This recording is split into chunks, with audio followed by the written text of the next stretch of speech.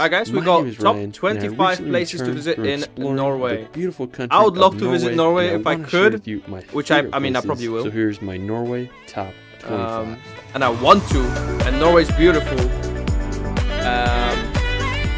Norway has to be one of my all-time favorite countries. From the jaw-dropping fjords of western Norway to the sea mountains of Lofoten, Norway offers some of the world's most unique landscapes. I mean, I just can't get enough of this country. Now let's start this video off at Geirangerfjord. Now located about a 6-hour drive from Oslo, Geirangerfjord is one of Norway's most popular destinations. The fjord is over 260 meters deep and surrounded by massive mountains. Bro, there's ferries there. It's crazy because it's so deep, right? The Seven Sisters waterfall. It consists of 7 separate streams that descend 410 meters to the water below. The best way to see the fjord is by boat. Some people arrive by cruise ship, but you can also take a ferry or tour boat to show you around. This is by far the best way to witness the waterfalls and majesty of the fjord. Now the main reason I wanted to go to Geirangerfjord was to visit Sognefjord. It's this historic farm built on a cliff 270 meters above the fjord. There's a farm there. You can only access the hike by taking a ferry over. It cost about $50 per person, and the ride had some amazing views. Now when we got off the boat,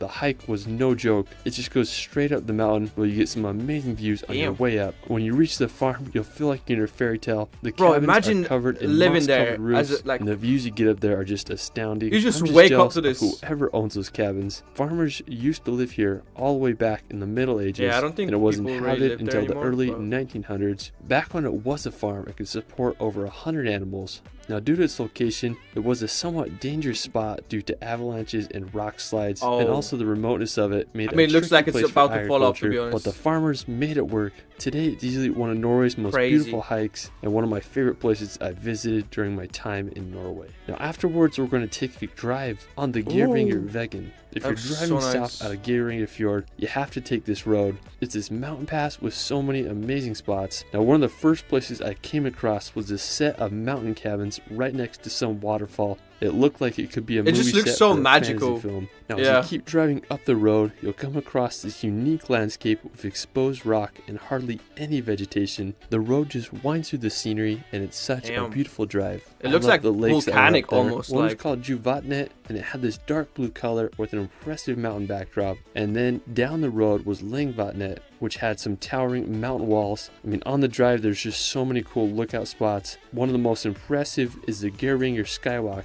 It's the highest ford view in Norway, and it costs about $25 to access. Now, after we're going to head to Stryn. Amazing. Now, it's about an hour-and-a-half drive from Geiranger. We stayed here several days, and it's this beautiful village with this serpentine river that winds through the valley. What's great about Stryn is that it's close to so many places. One of my favorites is Lofoten. It's located just 20 minutes from Stryn, and it's this glacier lake with a distinct turquoise water and has an incredible backdrop of the mountains. Now when we were there, we drove to the other side of the lake to this place called Ludalen. Now there was this insane waterfall called Sognefjord that was easily one of my favorites that I saw in my time in Norway. Now, while Lofoten is stunningly beautiful, the lake has had its fair share of tragedies over the last few centuries from landslides. Now, right next to that waterfall I was talking about, in 1905, a massive rock from the Sognefjord mountain came loose and fell 500 meters where it hit the water, and it caused a tidal wave that wiped out some villages completely off the map. Despite this history, Lofoten is a place you gotta visit. It's hard to match the beauty of this Norwegian lake. Now right next to Lofoten is another glacier lake called Aurlandsfjord. Now I thought this area was incredibly beautiful. I love driving around the lake's edge. Now if you go to the very end, there's some impressive glaciers and waterfalls. There was this waterfall called Vollefossen that I thought was so impressive, and you can also hike to this glacier called Briksdalbreen. It's about a 5-kilometer round trip. I know there's this one place where it's like there's a rock stuck between the glacier. Now, like two mountains. We're gonna visit this mountain, and you can like stand on it. I want to go there. It's located about an hour's drive from Stryn, and it's this perfectly shaped mountain peak. It kind of reminded me of the Matterhorn. We went to this lake at the base of the mountain called Bergheimsvatnet. I just had a great time chilling on the shore and marveling at the mountain. If it's not too windy, the lake gives off a perfect reflection of the peak. I mean, just such a lovely spot. Now afterwards, we're going to visit Everything looks so beautiful. Now, when it I looks got like to it's Norway not this even... summer, this was the first place It's not I went. real, It's about man. a 5-hour It doesn't drive even to look get there real. from Oslo. And it's this phenomenal valley surrounded by some of Europe's highest cliffs. It doesn't just look like real. Unbelievable how massive and sheer the mountain walls are. Now another thing about Romsdalen was the mountain waterfalls. It's home to some of the tallest waterfalls, not just in Norway, but in the world. The waterfall called Mongefossen is the 4th highest single drop waterfall. I guess it's in not the world biggest, with but a it's height of highest, 773 meters. There's just waterfalls everywhere you look, and a pristine river that runs through the whole valley. Now, one reason I wanted to come here was to witness Trollveggen. It is the tallest vertical rock face in all of Europe with a height of 1,700 meters. Now, one of the best places to view Trollveggen is from Litlefella or Little Mountain. Now, to get there, you take a toll road that costs about $10, and it's a fairly easy hike that takes about 20 minutes. Now, when you're up top, you'll be facing the daunting Trollveggen mountain across the valley. When I was there, it was pretty cloudy, but I still got a good look at it. Now, aside from Trollveggen, there's so That's many the only problem, amazing right? views from the If top, you like visit, such as the Romsdalen Peak, which is one of the most uniquely shaped mountains I've ever seen. You also get great views of the winding river and valley below. I mean, this place is just freaking amazing. If you come up for sunrise, you'll get a great view of Trollveggen as the sun hits the cliffs. Overall, one of my favorite places I visited in Norway. While we're still on the topic of trolls, we'll go take a drive on the Troll's Path or Trollstigen. Now it's located just 20 minutes from Trollveggen. This is possibly the most famous road in all of Norway. It has 11 hairpin turns as it scales up the mountain with a 10% incline. It was first opened in 1936 after taking 8 years to build. I thought driving on it would be a little sketchy, but it wasn't too bad except when you're passing a bus or two. Now one thing I love about Trollstigen is its waterfalls. There are 2 of them. My favorites was Stigfossen. It's 320 meters high and it has this arch bridge that passes over it. Now on top of Trollstigen, there's this really cool visitor center and a lookout point. It's just like a short 5-minute walk and you'll be able to get panoramic views of the road and all its turns. It was really cloudy when I was there, but that just added to the magic of the location. Norway sure knows how to make good roads. Now, another one of Norway's most famous drives is the Atlantic Ocean Road. Now, the 8.3 kilometer road runs over an archipelago of islands. The Atlantic Ocean Road was completed in 1989. It's made up of 8 bridges and 4 resting places and viewpoints. The route is an impressive feat in engineering, and it won the Norwegian Construction of the Century Award. So if you decide to do a Norway road trip, you have to take a drive on this scenic road. Afterwards, we're going to head down to southern Norway. I'm driving to drive down another Norwegian road. Now, Lisebanen is this small village that's about a 3-hour drive from Stavanger. Now, what I think is so scenic about Lisebanen is the road that leads down to it. Just the roads are so nice looking. I just couldn't believe it. It consists of 27 hairpin turns that descend down the fjord to the village below. When you're at the bottom, you'll be amazed by the surrounding walls of the fjord. Now, after, we're going to head over to the nearby Pulpit Rock. Located in the same fjord as Lisebanen, Pulpit Rock is a famous flat-top cliff with a straight drop of over 600 meters. To get there, isn't this where the swing used to be, and then make a 6-kilometer hike. The rock can get super packed, so if you want to avoid the crowds, wake up early and get to the rock to enjoy the sunrise. That looks so dangerous. Now after, we're going to do Put another some guardrails hike to around that, man. Trolltunga. Now located about a 6-hour drive from Oslo, Trolltunga is possibly the most famous rock formation in Norway as it shoots out over 2,000 feet from the lake below. Trolltunga is definitely one of the hardest hikes you'll ever do. It's a 28-kilometer round-trip trek that takes anywhere from 8 to 12 hours to do. While it is extremely strenuous, it's hard to beat the views of Trolltunga. Afterwards, we're going to visit some of Norway's most beautiful cities, starting with Bergen. Located on Norway's southwest coast, surrounded by fjords, Bergen is one of Norway's most charming cities. Bergen was founded back in 1070 thanks to its maritime trade domination. I was actually looking at flights for the largest city in Norway until the 1830s. And that was one of the cities famous for its colorful wooden houses on the old wharf. You can hike the Fløyen mountain to get some amazing panoramic views of the city. After Bergen, we're going to visit Ålesund. Now located about a 7-hour drive from Bergen, Ålesund is one of Norway's most prominent fishing towns, built on a uniquely shaped archipelago. Similar to Bergen, it's home to beautifully colored buildings perched right against the ocean. Now to get one of the best views of the city, you can go up to the Byrampen viewpoint or Mount Askell lookouts. Both will give you incredible panoramic views of the fjord and archipelago. If you go to Ålesund during the winter months, you might be lucky and witness the stunning Aurora Borealis as it dances across the Norwegian sky. After, we're going to visit Norway's capital, Oslo. For life. Located on Norway's southern coast, Oslo was founded at the end of the Viking Age during the 11th century. Today, Oslo is one of Europe's fastest growing cities. I love all the modern buildings and museums throughout the city. The Oslo Opera House is an impressive piece of architecture that resembles an iceberg. It was completed in 2007 and features slanted marble and granite that slide down to the water. After Oslo, we're going to head up to northern Norway to visit Tromsø. Now, when you look at Tromsø on a map, it's wild to see how high up it is. It's the northernmost city in the world with a population over 20,000 people. Tromsø and the area around it is one of the best places in the world to witness the northern lights. Now, from Tromsø, there's a lot of cool places you can visit. You can go to the Lyngen Alps, which are about an hour and a half away, and hike to the crystal clear Lofoten Lake. Now, one interesting place in northern Norway is Nordkapp, or the North Cape. It's the northernmost point in continental Europe and stands upon a 370-meter cliff that dives into the sea. Now, to get there, you can make the 9-hour drive from Tromsø, or you could also fly into Honningsvåg or the Alta airports. It's a journey to get there, but it sure is worth it. After, we're going to cross the Barents Sea to visit the world's northernmost inhabited area, Svalbard.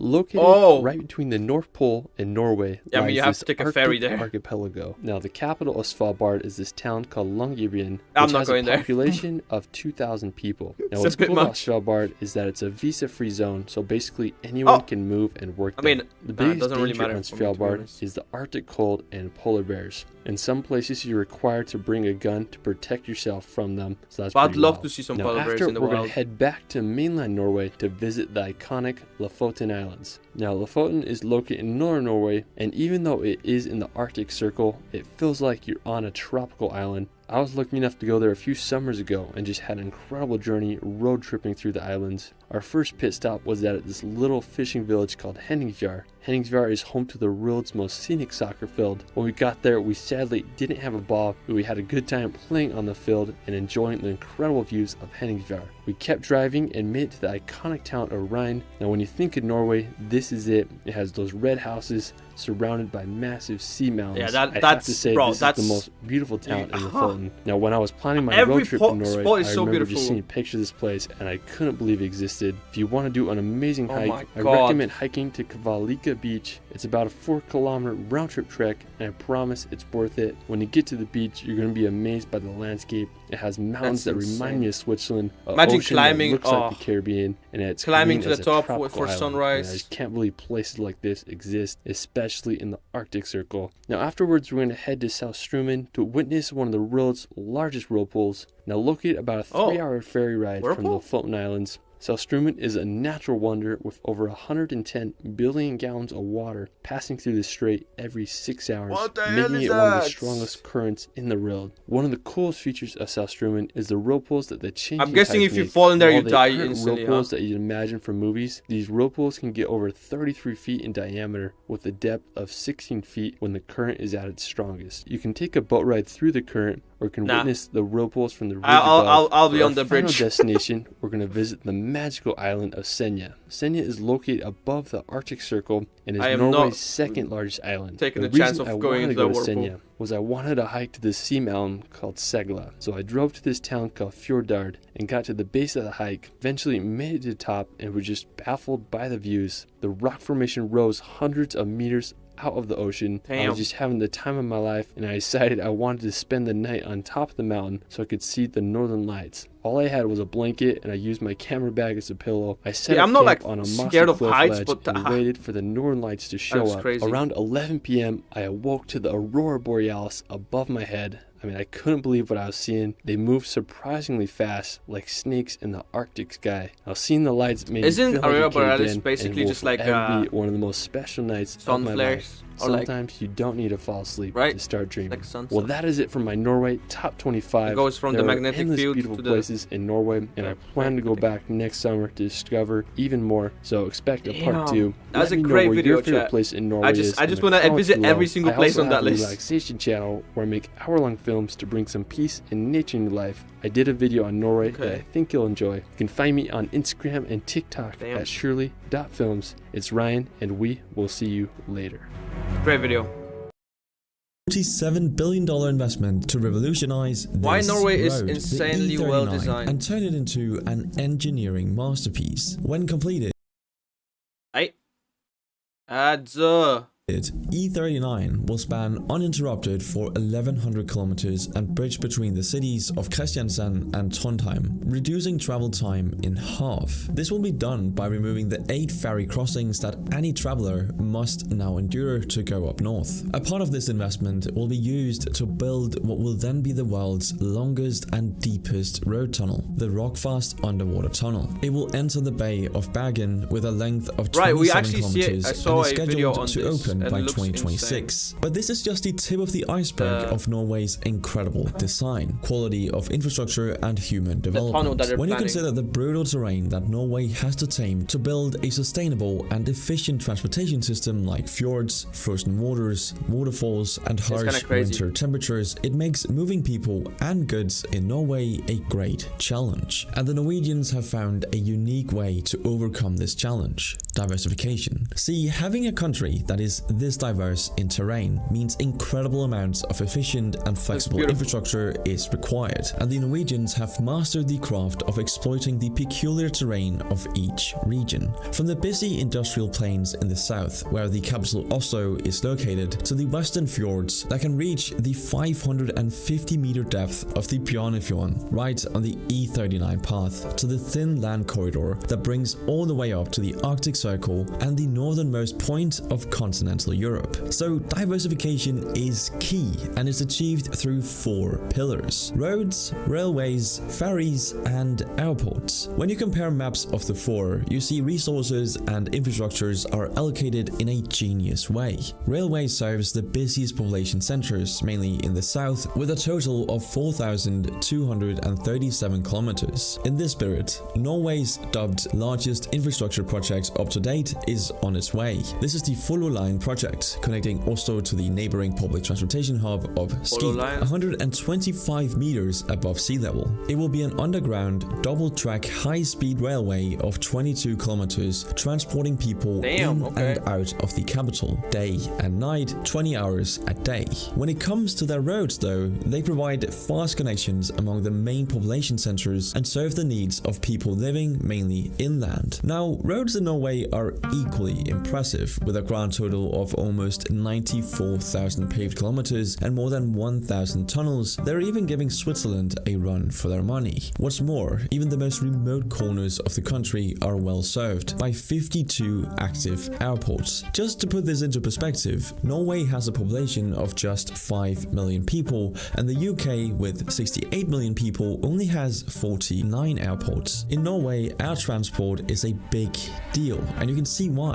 When looking at the breathtaking landscapes as you approach the Arctic Circle and the sheer size of the country, a great number of airports are necessary. Just consider this. Among the 11 busiest airline passenger routes in Europe, Norway holds 4. They all depart from Oslo toward Trondheim, Bergen, Stavanger and Tromsø. But of course, the most iconic means of transport in Norway is the ferry, sailing through the steep fjords of the western coast on the Norwegian Sea. See, nearly half the population of Norway lives on that coast, and a fourth of Norwegians living north of Trondheim are heavily dependent on maritime transport, especially for freight transportation of food and various goods. Over 700 ports with 32 major hubs constellate the thousands of fjords that make up the coastline. Each of these transportation networks is impressive per se, but the true ace up Norway's sleeve is flexibility achieved through diversification. Norway's terrain is very diverse, and people have very different different needs when it comes to moving passengers and goods. With a country like this, it doesn't make sense to just put your bets on a single horse. I mean, this is a population density map of Norway. It's not particularly dense. Let's compare this with the distribution of railways, roads, ferries, and airports. Trains connect the main cities of the southern plateau, with great insistence on the capital city, Oslo. Roads fill in the spaces between the main lines and make sure that everybody is served inland. Airports make it possible to reach remote population centers, for instance here and here. Lastly, ferries navigate the challenging western coast on which roughly half of all Norwegians live. Norway is so well designed and efficient because its peculiarities are integrated into one cohesive and organic system. And all of this is done with great attention to sustainability and environment protection. Norway is already ranked as one of the greenest countries in the world. But Norway does not plan to stop there. Through governmental incentives and a whopping 98% of Norway's energy coming from renewable sources, almost 80% of car sales in Norway was purely electric cars in 2022, which makes it the highest share of electric cars on the roads of any country in the world. Water, I don't really like electric cars. Public transportation in Oslo has set a goal to make Norway's capital's transportation grid completely emission-free by 2028. But it's not just Oslo or the other major cities of the country.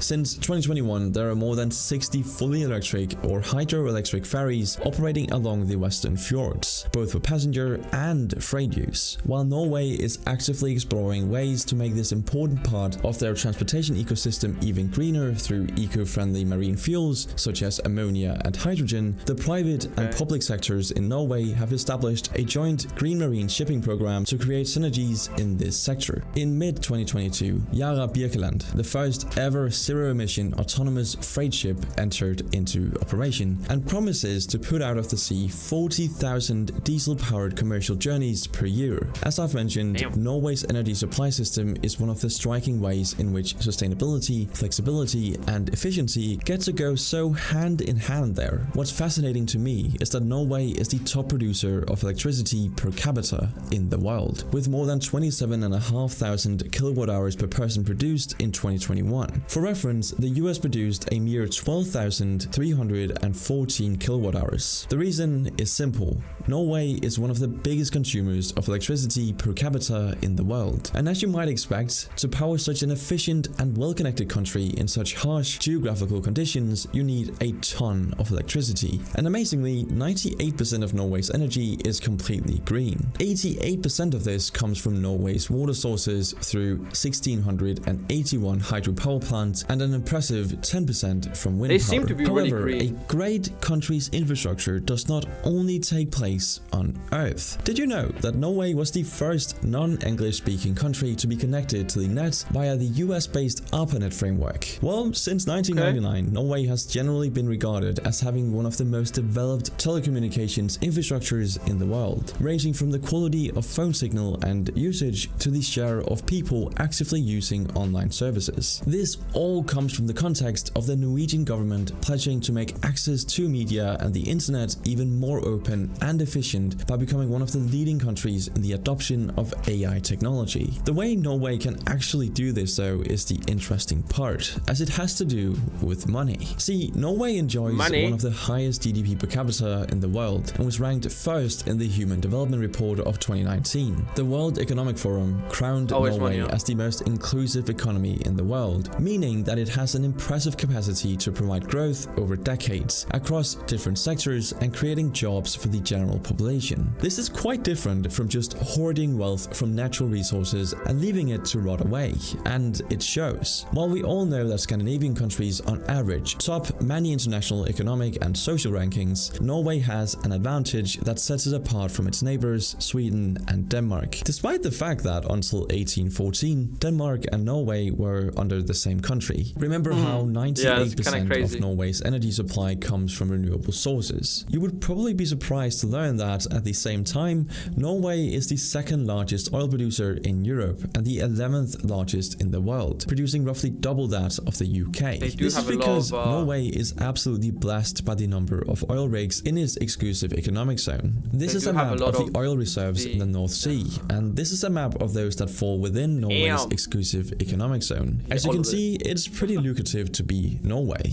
But Norway is not using this oil themselves. Oh no. See, the Norwegian government devised a grand plan to find a better use for the Norwegian oil reserves than just exploiting it for immediate consumption. And Norway is unique in choosing not to consume the oil it digs up from the sea, at least primarily, as the barrels of oil are instead sold and the money generated is invested in very long-term, when you have a lot of it, plans to pay for why give it infrastructures and social cheaper services. to your people? When oil was Sell it first for more discovered to in the people North that Sea don't in have it. 1969, Norway set up the Government Pension Fund Global, which grew to become Makes the sense, largest sovereign wealth fund in the world and went well beyond fully funding the country's pension plan. The revenues from the oil extraction are invested in foreign companies and banks, generating an array of assets amounting to more than $1 trillion today. This huge patrimony funds a good portion of Norway's public expenditure, from pensions to social services and subsidies, to investments for harnessing its wild nature and powering Norway's incredible transportation grid. Being one of the largest oil producers in the world that benefits from its oil reserves while managing to build an environmentally friendly society is frankly genius. And this process has just recently got a new important step, as in 2021 the wealth fund officially sold out all shares held in oil and gas investments in a plea to support fully green policies. I think it's important to remember that Norway started off with very rough conditions, and before the discovery of oil, the country looked like this and had a GDP among the lowest in Europe. We learned Yet quite a the lot about discovery of Norway oil recently. didn't corrupt them, like we've seen in other oil-rich nations. So Norway's journey to becoming incredibly well designed is an interesting one. But that's it for this video. Thank you for watching. Alright chat, amazing video, check it out. I'm gonna paste the link in here, go check it out. Great video. Bro! Oh my god, this is so funny. They're so cool about it. They're just laughing at him. They're just laughing at him. Alright chat, we got a couple of videos from that were actually recommended on Patreon. This is like Norwegian police funniest arrest ever, and also some other like police moments from Norway, which will be pretty interesting. There's one about like saving ducks and stuff like that, one about prison. We'll see, okay? But let's check this one out. This one is a Norwegian police funniest arrest ever. Ro deg ned da. Ikke spark. I'm guessing this was like somewhere on the TV or something like that, like a TV program. Sånn, nå sitter du, sånn som jeg snakket med deg om, nå sitter du ordentlig. What this about? Oppfør deg. Ja. Ikke dra på deg noe mer enn nå. Nå skal du inn til oss, og så skal du sove ut russen. Ja. Ikke dra på deg Jeg noe. har ikke noe rus!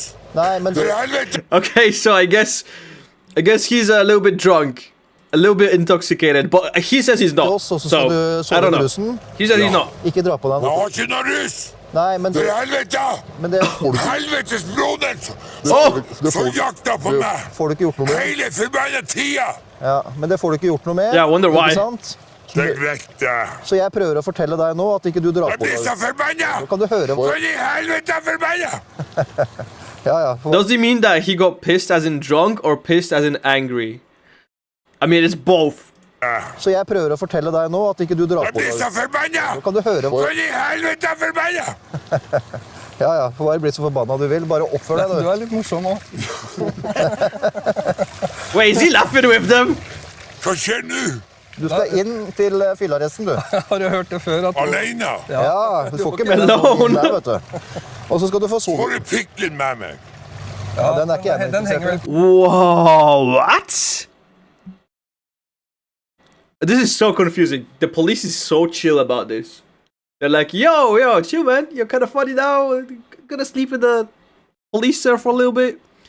What was that about? Har du hørt det før? At Alene? Ja, du får ikke med deg noen inn der, vet du. Og så skal du få sove. Får du pikken What? What does this even mean? med meg?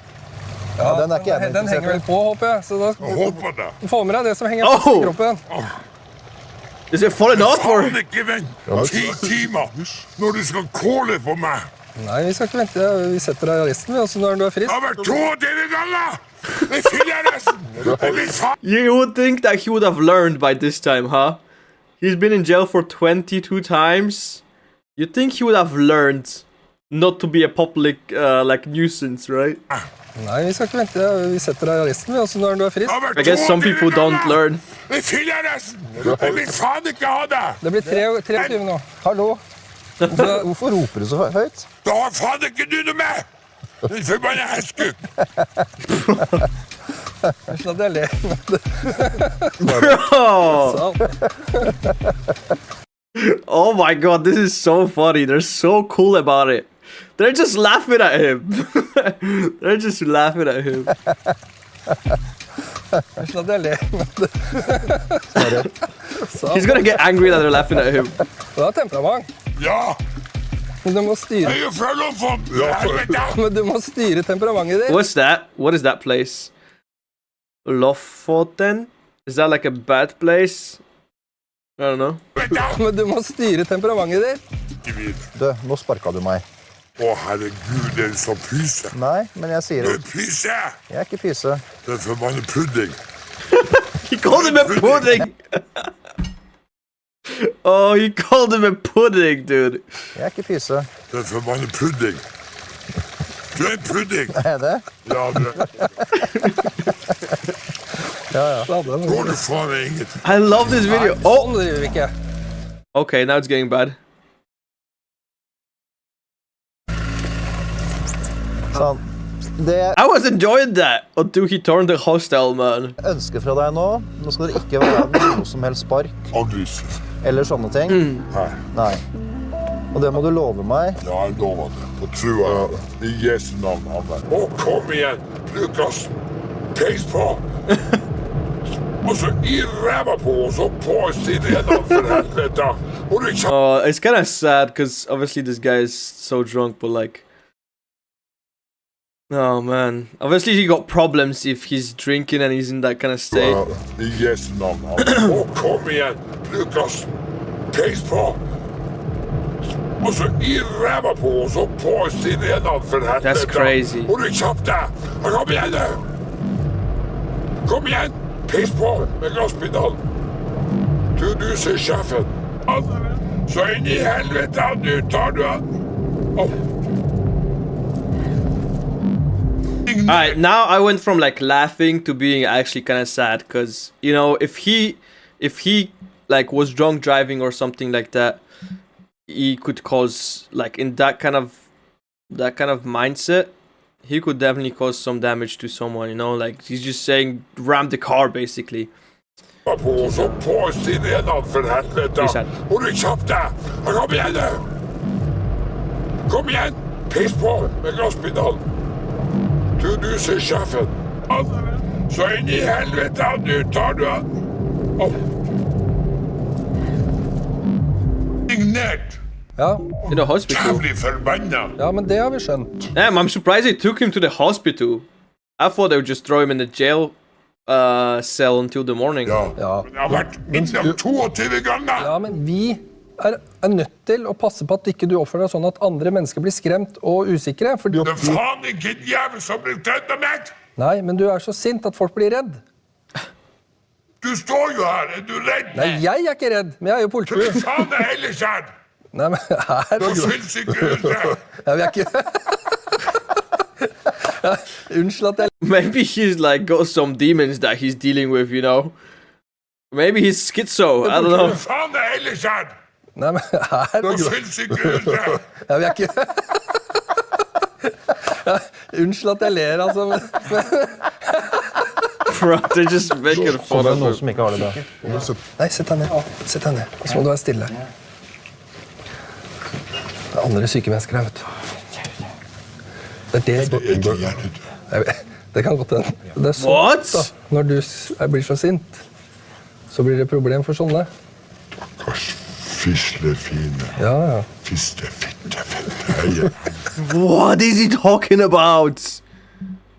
What is he Blir så saying? sint, så blir det problem for sånne. Fisle fine. Ja, ja. Fiste, fitte, fitte.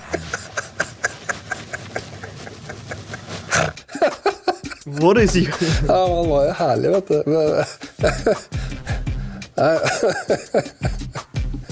Jesus. Kjære vene. Ja, men jeg har lyst til å holde på beina dine, for jeg vil ikke at du skal sparke legen. Hva faen gjør det? Tåler han ikke tupp i ræva? I guess not. To reduce the feeling of being in a prison as much as Yeah, I know a lot of like Nordic countries have this whole different mentality of like taking care of the prisoners, which is I don't know. possible. And in here you have myself. I guess it's So I have DVD and movies. I'm guessing these are not like murderers, right? These are people that did probably like some smaller crimes. If this is like murderers, I don't know if I'm okay DVD with that. and movies from there. The basic You know? question that we ask ourselves in Norway, what kind of neighbor do we really want?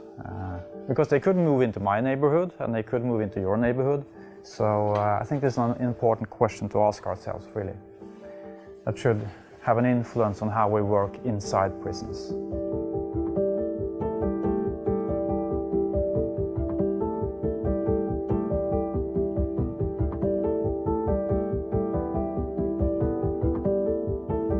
It's not for the prison to judge or to punish.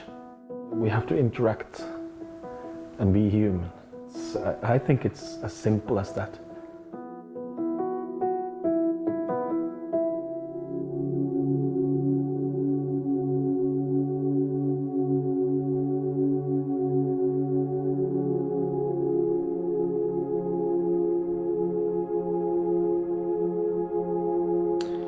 The most Okay. important thing is how we treat people.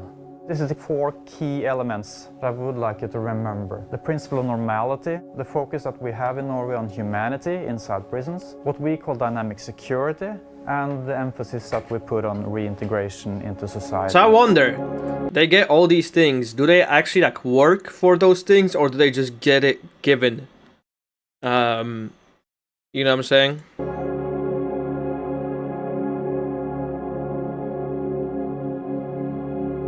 I would say the main goal of the trip is for inspiration to go bold back in the United States.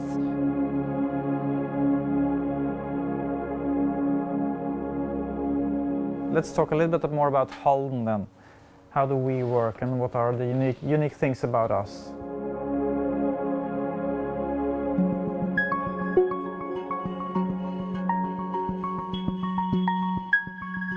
Okay.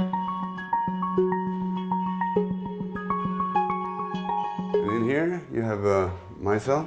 So I have DVD and movies from there. Yeah, that's kind of crazy. Here we have a real toilet with a shower and everything. You know, Some of these you see people are living everybody better than with a like key. normal people. So they can open or close the doors whenever they want. Even though it's nice here, it's still not a summer camp. But I would like you to, look beyond the facilities. It's not the most important thing. So this is the cell. Every cell is similar. And here we have the kitchen, where I used to prepare the food. You can see here is inside here. That's a really important principle in Norway, which talks about that taking someone's liberty away and taking them away from their family, away from their community, that in of itself is the punishment. So life inside prisons should look as normal to life in the community as possible. And in here, you have this washing room. You can wash the clothes and dry it. Staying in a maximum security prison is not a normal life. And I noticed you're just wearing normal clothes. Yeah. That's allowed. You can wear whatever you want. But that's also an ambition, to reduce the feeling of being in a prison as much as possible. That's the normality principle. How you can normalize the correctional setting for individuals to transition out. Bigger challenge in our system, but definitely something to think about. The commissary, the stores, where an individual actually gets to go to a real store and pick out commissary items. I think that's a good adds to the normalization. We think this is the most important part. Dynamic security sounds like a very fancy thing, but it's really just having a normal interpersonal relations between the officers, or all staff really, and the inmates.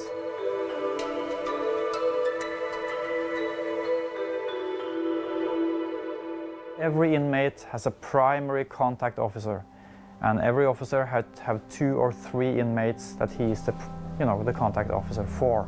That was the ambition, from guard to also be a social worker. I'm guessing this is not all prisons in Norway. I'm guessing this is just this specific one. But I think a lot of like Norway prisons maybe are a lot less strict, right? But I can't believe this is a prison for someone that did something, a big crime, right?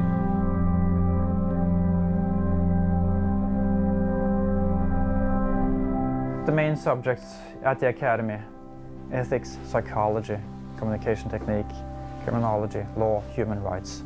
Of course, I'm all for like, rehabilitation or like changing. But I think there is a point where it's like, if it's like a minor crime, yeah, like you can change. But if it's like a big crime, I don't know about that, man. They do learn self-defense. They do learn extraction techniques. They do learn to work as a team. But that's not, that's not the major components. It's about how do you treat people respectfully. My family always think that I just play games, because that's why I like very much to play games. So I often play cards and stuff with inmates.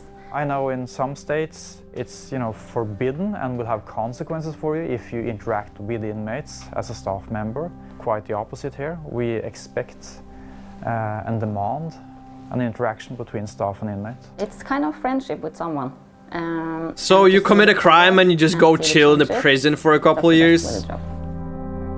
Yep, I'm gonna play some games on my PS4. For example, sitting down with you and making you a future plan. So what for steps by steps to become a free man. From day one? Yeah. So the officers need to know everything about the system and give advice to the inmates about the future, what steps should they take. But I guess it works maybe, since they had safe countries ish. My daughter, big love of my life. I've been here for 1.5 years, but I was transferred from a prison in Brazil. You can compare that to come from hell to heaven. So I mean, yeah, you don't want to be in a prison in Brazil. In Brazil, the guards are more you feel bad and weakness, the more they feel good. Here you have the guards, they was very kind to me when I came. They are still very kind. We can speak, they treat me as... This is like a VIP prison. Human being.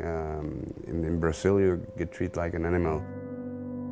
I've been working here since the opening in 2010.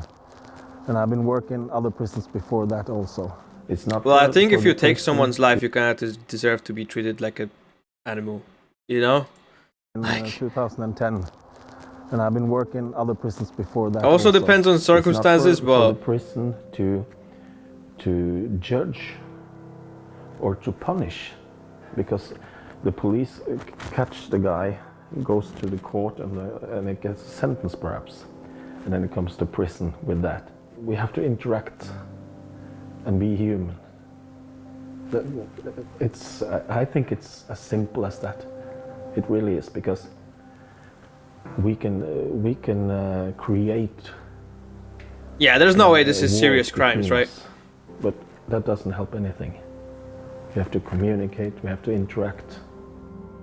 Without approaching people with respect and dignity, it's impossible to sit down the next day and talk about his future, because he will not have any trust in you. So in order to work well with reintegration and future planning, etc., there has to be a foundation there of trust between the staff and the inmates. I've kind of crazy, a lot of honestly, prisons in the United States as well, and somehow I don't have the same kind of feeling of, you know, relief of getting out of an impressive environment that I've experienced coming out of those prisons. I think that says something about how different the environment is here. Interesting. I think I have big opportunities here to prepare myself for the life after prison. I thought there is still hope, there is still opportunities, you know, to get a good life after getting out. So, yeah. Interesting. We got Oslo's best street That didn't food. go as planned. Let's check it out, chat. Let's check it out. I'm going to Oslo, I swear. The size of my head. Who doesn't love a grilled cheese? Chat, the flights were like so cheap when I was looking at them. Thing that I've had to eat here in Oslo. And of course we like it spicy. I think we need to cut this. They were literally like... And I'm Simon. And since our first trip together over a decade ago, we've taken every opportunity we can get to travel, explore new countries, and try new food. 12 In pounds this video, each we way. escape rainy Hamburg for a city trip to Oslo and deep dive into the city's street food and attractions. And after a short flight and a So train like 20, ride to the 22 city pounds center, we arrived both in our ways. Airbnb. The apartment is really, really cute. It's very stylish. And it's only like an hour flight. It's right hour in and a the half. city center. So we're ready to explore. If you want to charge your phone, you can just use the handy socket up here. Who did that? So we arrived in Oslo about an hour ago and we are very hungry.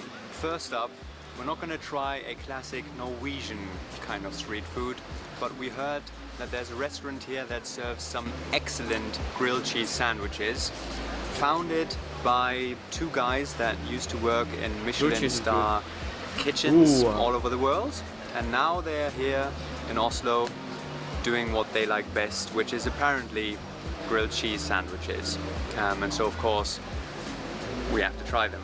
I mean, who doesn't love a grilled cheese? I love a grilled cheese.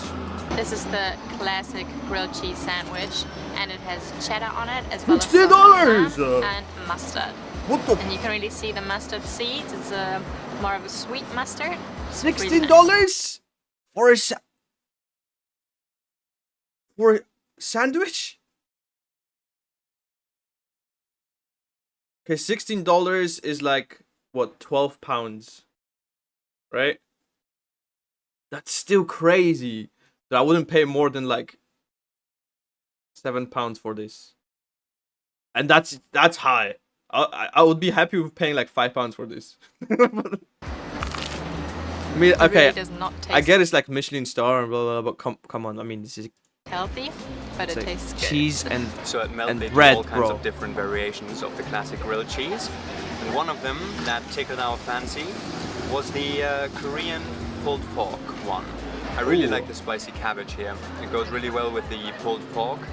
I think I like the Korean spicy grilled cheese even more than Korean for the win. the original one. I also like this better. So if you come to Melt, get the Korean pulled pork. It's really good. It looks good. It looks good. We just went to My Ugly Baby because we really needed some coffee. And also, they have these nice, quite big donuts. Green. It's about the size What is of this, my St. head. Patrick's Day or what? And we're gonna try this. Pretty much the perfect thing to eat right after a really fatty and quite large grilled cheese sandwich. Yeah, I think we'll try to do better tomorrow. You don't It's like really German or seem something. to like it at all. I'm thinking. Let me check again. The donut itself, like the dough, tastes really fresh, but also a bit yeasty for me. I don't like it when you can taste the yeast in the dough. You want to try? Sounds kind of nasty. Yep, of course. I like it. But you like everything. Not everything. Everything's sugary. That's true. No, but is it special? I don't think it's that special. It's just like a normal donut. It's true, it isn't that special. It's a quite Overpriced good donut, got it. And the glazing is decent. Coffee is good though. I mean, coffee. We're at Gamle Oslo now, and it's very beautiful. And you can sit here by Oh, the chat. water. Whenever I like think of like paying more money for like food in like restaurants, right? For example, I'm not being stingy, but it's like I want something that I can't make myself.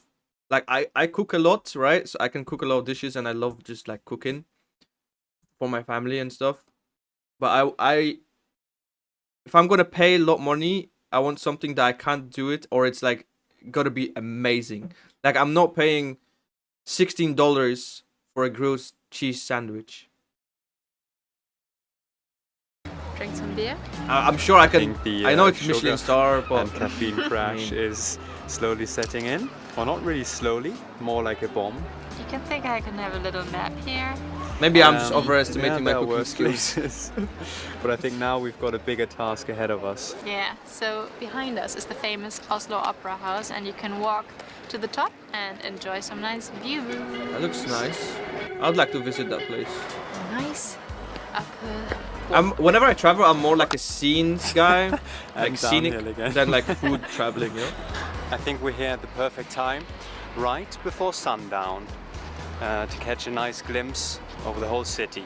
It feels a bit futuristic walking It does, here. yeah. Everything's so wide. Everything's and so you wide. Can see quite, I mean, it's Like I would rather visit this big, place than like go to a flat restaurant. Yeah. areas. I It's don't a bit know how like to we are walking in the Matrix in some weirdly designed level where everything is white and clinical. Fair enough.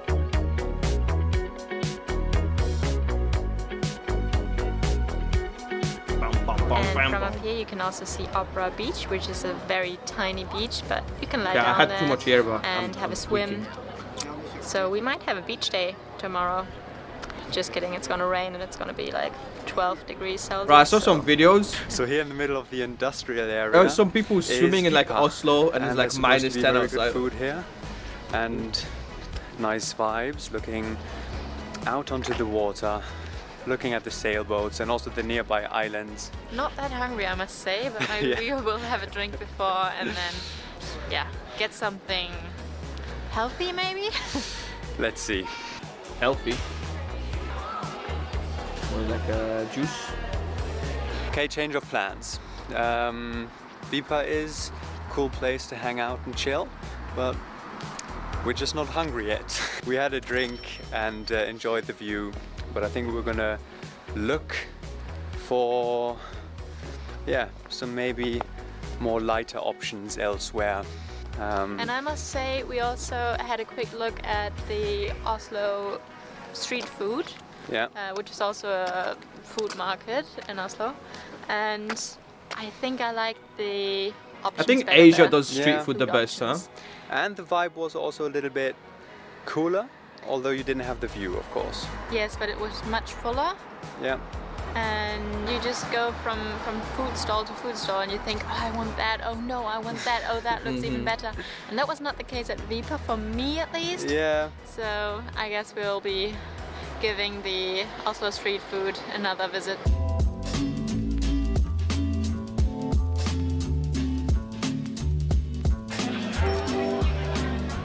So we just walked until we got hungry, and we've landed at Oslo Street food, and I've got okonomiyaki. It looks really good. I thought this is gonna be more of like. So yesterday we ended up going to Oslo. More Norwegian food. I feel like they're getting like. Oslo street food. I want to see like some traditional food from Norway, like some fish. You know what I'm saying? And I think we made the right choice. For today, we've still got a lot of food places on our list, and so it's time to head into not that sunny Oslo, but we're gonna make the best out of it. We got our first coffee of the day at Equals Cafe, and we've learned that it's a very interesting concept. Most employees there are former drug addicts, and they've kind of been helped to get back on their way. So if you're in Oslo, definitely come to Equals Cafe and support them. I like the idea. Because It's a really Get cool them story the behind help it. they So need, we're you now know, on our get them way on the right to track. Brunelokka, which is the more hip and alternative area here in Oslo. I would actually pay And more it's for that supposed to coffee be if full they of like. cool eateries and boutique shops and art galleries. And there's also another food court in Grünerløkka, which is called Mathallen, and we're gonna go there now, see if it can hold up to Oslo street food where we were yesterday. Because yeah, Norwegians seem to love their food courts, and we definitely Accent is also so do. German. We made it to Mathallen and it's just starting to rain, so that's perfect timing. Let's quickly go inside. Imagine it's not actually German. Imagine they're like Austrian or something. Oh, it's whew. So the food looks very good here, but I'm only sticking to healthy options today as planned. Got to do the right thing. And what's that? Nothing? Looks like a cold duck sandwich to me. It is. It's with pulled duck confit. That's kinda more healthy. French thing, but it's cooked in its own fat for quite a while. $15. And then it's together with... Am I like, chat, is it me? That seems really expensive. $13 is £10. Oh, this can't be more than like £6. Or is the inflation not in my head right now? I don't know. There's no way this is £10. I don't know. A little bit of rucola and mustard sauce. On Maybe because they're in more of like restaurants. When I'm thinking street food, I'm thinking like cheap food, right? That's what it's supposed to be, street food, like cheap and fast kind of thing. Like, okay, I know this is like duck inside, and I want to compare it to Greg's. But at the same time, I don't want to compare it to Greg's because I know this is probably way better than Greg's. But at the same time, Greg's is amazing. And you can get a Greg's sandwich for £4. a baguette. Max. And it makes for a very good sandwich.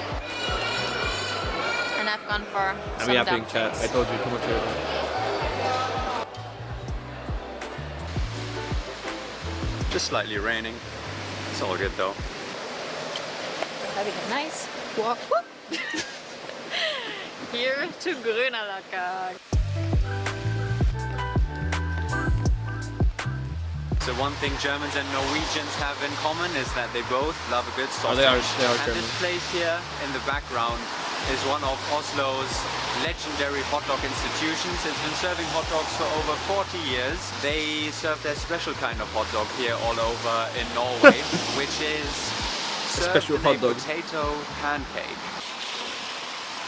Why does that sound So we have amazing? 2 hot dogs here, which are called pølse. See those and $3 for the... Oh my god, dude, I'll eat there every day. the lompe That's what I'm talking is about. the potato pancake. I mean, here. it's just sausage and potatoes, but... We randomly got one with only the potato pancake and one with bread and the potato pancake. I think you can have it both ways. And we also have some jalapenos on here. Because you like That if you looks want good. it spicy, and of course That's we the like first spicy. thing that I would actually go And then and also I get. think some spicy Because this is ketchup. street foodie. And mustard, of course. I think I'm gonna go for the classic pølse with lompe first. I read online that they cook their sausages in a very special broth, and Oh. they use Wiener, so Viennese sausages. And how is it? It's a very good sausage and it's very crisp and tasty. And the jalapenos give it a nice spicy twist. The lompe, the potato pancake, almost tastes like a tortilla because it's so thin. But it's a nice It does kind of look variation like a of hot tortilla, dog, I'm not I'd gonna say. lie. And this is the combo hot dog. So it is in a hot dog bun and also with a pancake. Looks very juicy. This is gonna be a big bite. I think we need to cut this. Probably one of the cheapest snacks that you can find here in Oslo. And also a very tasty one at that. Yeah, that looks good. Just a bit noisy. It's so hard to eat. So next up, we'll try Norway's favorite dessert, and with it, Norway's special kind of cheese called brunost. Brunost? Oh, that looks What good. makes brunost so special Wait, cheese on... is that it's produced by heating up the whey in the cheese making process so that it He's on- caramelizes. This might be the favorite thing that I've had $5. to eat here in Oslo. That's a I good ordered price. the super classic combo waffle with the brunost and some jam and cream, and it's a excellent combination. And the brunost is the this cheese the first time sweet? I've tried it, and I really like it because you've got a really deep and rich flavor, but then also it's very sweet. And okay, it's that a bit makes sense. surprising at first, but actually it goes perfectly with this combination. And I could eat this all day. I went for a passion fruit ice cream with a smooth ring on top, which is a donut, and it's freshly fried. Wow, that sounds amazing. It was really good.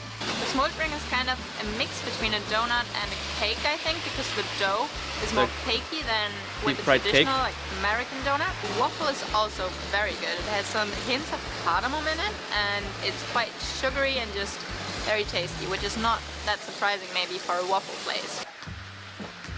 So if you like those coffee, two things are good. then you've maybe heard of Tim Vendelboe.